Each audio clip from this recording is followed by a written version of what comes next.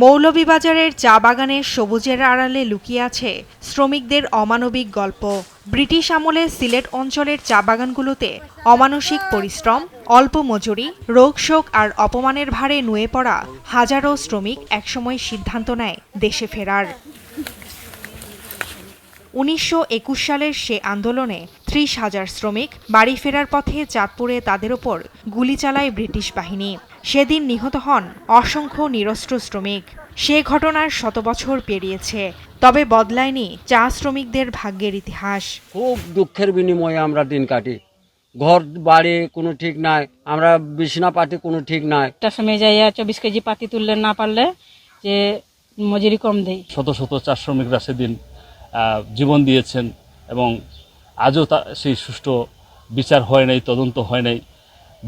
British গেল, পাকিস্তান গেল, বাংলাদেশের কয়েকটা সরকার ব্যবস্থা পরিবর্তন হয়েছে, কিন্তু আজও আমরা সেই বিচারে প্রত্যাশা করি, বিচার এখনো পাই নাই। আজ আমরা বাগানে বন্দি, আমরা মজুরি বৈষম্য, আমাদের চিকিৎসা ভালো নাই, লেখাপড়া আমরা বাচ্চা কাচ্চাকে করাতে পারি নাই।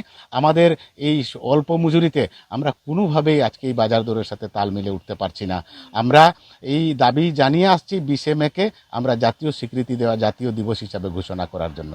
চা শ্রমিক নেতারা বলছেন, যে শ্রমিকের ঘামে সভ্যতা দাঁড়িয়ে আছে তাদের পুরোপুরি মূল্যায়ন না হলে দেশে হবে না টেকসই উন্নয়ন। চায়ের কাপে ধোয়ার আড়ালে লুকিয়ে আছে যে আমাদের পূর্বপুরুষ এবং বর্তমান প্রজন্মের দীর্ঘশ্বাস।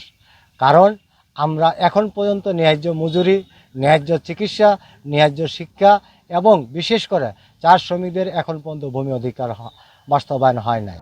যদিও বিভাগীয় এ শ্রম কর্মকর্তার দাবি, চা শ্রমিকদের জীবনমান উন্নয়নে কাজ করছে বর্তমান সরকার। ব্রিটিশ পুলিশের গুলিতে কয়েকজন চা শ্রমিক নিহত হয় এবং ওখান থেকে চা শ্রমিকরা ফেরত আসে এবং সিলেটে যারা রয়ে গিয়েছিলেন এই সব শ্রমিকগণ আজ বাংলাদেশের চা শিল্পকে এগিয়ে নিয়ে যাচ্ছে। আমরা চা শিল্প শ্রমিকদের জীবনমান উন্নয়নে এবং চা শিল্পের উন্নয়নে এবং সুষ্ঠু শিল্প সম্পর্ক বজায় রাখতে কাজ করছি।